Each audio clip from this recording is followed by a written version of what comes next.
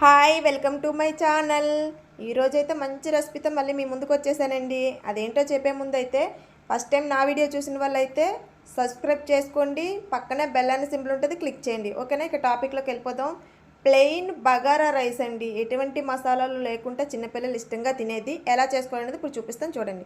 ఒక cup బౌల్లోని basmati rice కప్పున్నర తీసుకొని కడిగి నీట్గా పక్కన పెట్టుకొని ఒక ప్లేట్లో ఉల్లిపాయ, పచ్చిమిర్చి, కరివేపాకు, కొత్తిమీర, కాజు, కిస్మిస్ కట్ చేసి పక్కన పెట్టుకొని స్టవ్ వెలిగించి కుక్కర్ పెట్టి అందులో 2-3 టేబుల్ స్పూన్ల వరకు ఆయిల్ వేసుకోవాలండి. ఆయిల్ వేసుకొని వేడెక్కిన తర్వాత ఇందులో ఓల్డ్ గరం మసాలాలు అన్నీ వేసుకోవాలండి. మరాఠీ మొగ్గ, లవంగాలు, చెక్క, దాల్చిన చెక్క, యాలకులు అన్నీ వేసుకోవాలి. అనాస పువ్వు అన్నీ వేసుకొని గౌల్ గరం మసాలాలు అన్నీ వేసుకొని కొంచెం ఫ్రై చేసుకోవాలండి. అటు ఇటు కొద్దిగా అటు వేగిన తర్వాత కాజు, కిస్మిస్ కూడా వేసుకోవాలండి.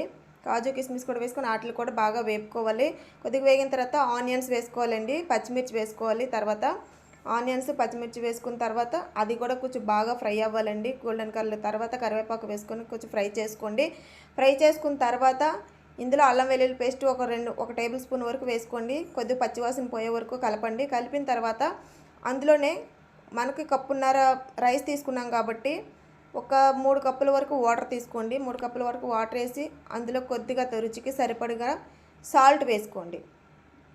కలిపిన తర్వాత రుచికి సరిపడగా సాల్ట్ వేసుకోండి. సాల్ట్ వేసుకొని ఒకసారి కలిపి కొద్దిగా మరిగిన తర్వాత అందులోనే ముందుగా కడిగి పెట్టుకున్న బియ్యం ఉంది కదండి, అవి కూడా వేసేసుకోండి. వేసుకున్న తర్వాత కలిపేసి కుక్కర్ మూత పెట్టేయండి. కొత్తిమీర కొద్దిగా గార్నిష్ కోసం కొత్తిమీర జల్లి కుక్కర్ మూత పెట్టేసుకోండి.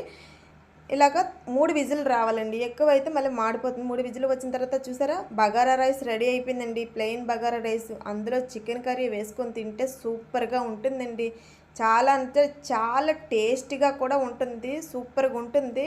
పిల్లలు కూడా చాలా ఇష్టంగా తింటారు కూడా.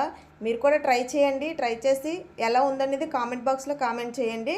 ఈ వీడియో నచ్చితే లైక్ చేయండి, షేర్ చేయండి, కామెంట్ చేయండి.